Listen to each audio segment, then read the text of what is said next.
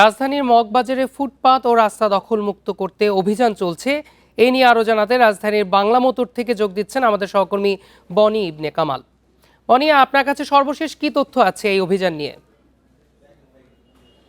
আমরা যদি আপনাকে একটু দেখাতে চাই, এখনো কিন্তু অভিযান চলছে। সকাল 10টার দিকে কিন্তু এই অভিযানটি শুরু হয়েছে। রমনা ট্রাফিক বিভাগের অধীনে এই অভিযানটি চলছে। আমি যদি আপনাকে দেখতে পাচ্ছেন যে এখনো কিন্তু আমরা দেখতে পাচ্ছি যে মূলত ফুটপাত সংলগ্ন যে দোকানগুলো রয়েছে, আমরা সবসময় কিন্তু দেখি যে সেই দোকানের কিছু যন্ত্রপাতি অথবা কিছু অংশ কিন্তু বাইরে অর্থাৎ ফুটপাতের উপরে উঠে যায়। সেই জিনিসগুলোই কিন্তু মূলত পুলিশ সরাতে চাইছে, অর্থাৎ মানুষের চলাচলের যে জায়গাগুলো রয়েছে সেই সব জায়গায় যেন কোনো সমস্যা না হয়। 200-র বেশি সার্ভিস ও ফিচারে লেনদেনের সব বিকাশ অ্যাপে সম্ভব, সেটি তারা নিশ্চিত করতে চাইছেন এবং সেই কারণেই কিন্তু আজকের এই অভিযান। বাংলা মোটরে এই মুহূর্তে আছে পুলিশের যে আভিযানিক দল, সেই আভিযানিক দলটি কিন্তু এই মুহূর্তে বাংলা মোটরে আছে।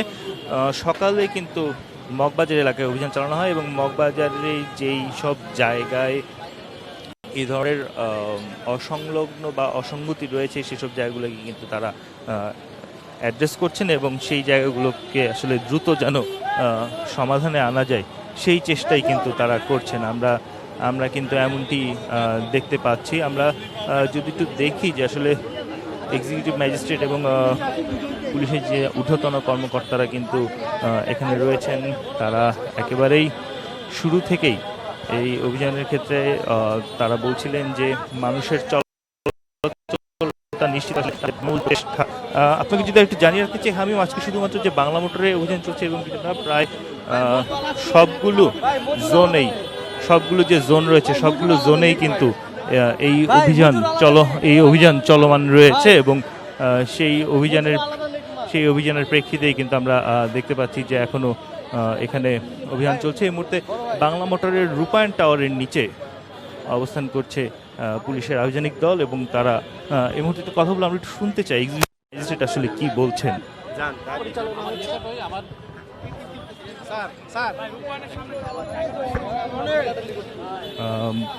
তারা এখনই আসলে আমাদেরকে আজকের যে এই অভিযানের যে বিস্তারিত বিষয়াশয় কি হয়েছে এই বিষয়গুলো তুলে ধরবেন। আমরা কিন্তু এমনটি এখন পর্যন্ত জানি বা এমনটি এখন পর্যন্ত দেখতে পাচ্ছি, সেই বিষয়গুলো নিয়ে তারা ব্রিফ করবেন। আমরা সকাল থেকেই দেখছি যে 8টি জোনেই এই অভিযান চলছে। ঢাকা মেট্রোপলিটন পুলিশ কর্তৃক যে নির্দেশনা আছে, এই যে আমাদের Dhaka metropolitan police commissioner sir একটা গণবিজ্ঞপ্তি দিয়েছে। এই বিজ্ঞপ্তির আলোকে অর্থাৎ এনার যে বিজ্ঞপ্তি যেটা লেখা আছে আমরা আপনাদেরকে দিয়ে দিচ্ছি। এখানে লেখা আছে আমাদের যে দোকানপাট আছে, কোনো দোকান যদি কোনো এক্সটেনশন করে অর্থাৎ দোকানের বাইরে তাদের কোনো কার্যক্রম চালায়, দোকানের বাইরে কোনো দোকান আরেকটা টেবিল বসালো, কোনো চুলা বসাইলো, এই টাইপের কোনো কিছু যদি করে, অর্থাৎ কোনো পার্মানেন্ট কোনো দোকান যদি এক্সটেনশন করে সামনের দিকে নেয়, সেগুলো আমাদের রিমুভ করা আমাদের এই দায়িত্ব এবং এই গণবিজ্ঞপ্তিতে এটাই বলা আছে যে এদেরকে এই ব্যবসাগুলো দোকানের মধ্যে থেকে যতটুকু করা যায় ততটুকু করতে হবে। এই উচ্ছেদগুলো আমরা করছি এবং রাস্তার উপর যে অস্থায়ী দোকান আছে, ভাসমান যে দোকানগুলো আছে যার মালিকানা খুঁজে পাচ্ছি না আমরা দীর্ঘদিন যাবৎ বা 6 মাস ধরে আমরা এখানে দেখি দোকানটা রয়েছে, কোনো মালিককে পাইনি।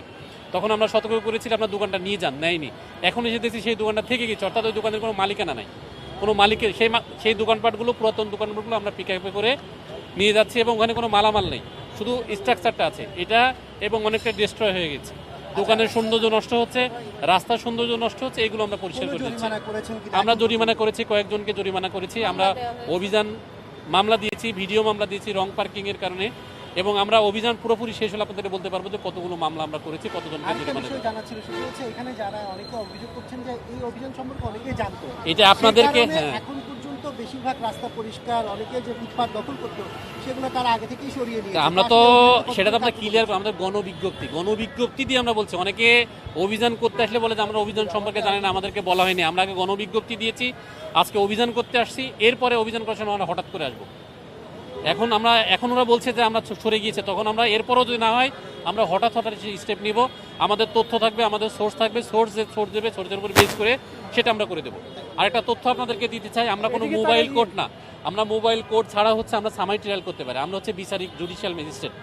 সেক্ষেত্রে আমরা যে এখানে বসে সাজা দিতে হতো এমন নয়।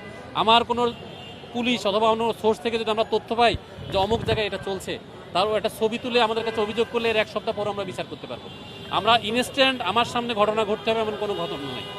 এই ঘটনা যদি 5 দিন আগে ঘটে থাকে, অর্থাৎ আমাদের এই আইনকে, আমার বিজ্ঞপ্তিকে লঙ্ঘন করে কেউ যদি দোকান দিয়ে থাকে, এর এক সপ্তাহ পরেও আমার কাছে অভিযোগ করলে এর বিচারটা আমরা করতে পারবো, যদি প্রমাণ আমাদের কাছে থাকে যে এখানে একটা ছবি দেখেন উনি অনেক সময় এই দোকানটা দিয়েছিলেন। এই যে আমরা যে এই পার্টসের দোকানদারে বলে যাচ্ছি, ওনারা এরপরেও যদি দোকানপাটগুলো পরিচালনা করে আমাকে সাথে সাথে এসে করতে হবে না। ওনার বিরুদ্ধে যদি লিখিত অভিযোগ আমার কাছে দেয়, ওনার সাক্ষী নিয়ে আমি বিচার করতে পারবো, আমাকে আর আসতেও হবে না। আপনার পুরো নামটা বলবেন একটু? আমার নাম হচ্ছে Imran Ahmed, special metropolitan magistrate, Dhaka DMP. আমরা আপনাদেরকে দিয়ে দিচ্ছি এই কাগজগুলো, দেখেন গণবিজ্ঞপ্তি। কিন্তু আমাদের তো আরো মিডিয়া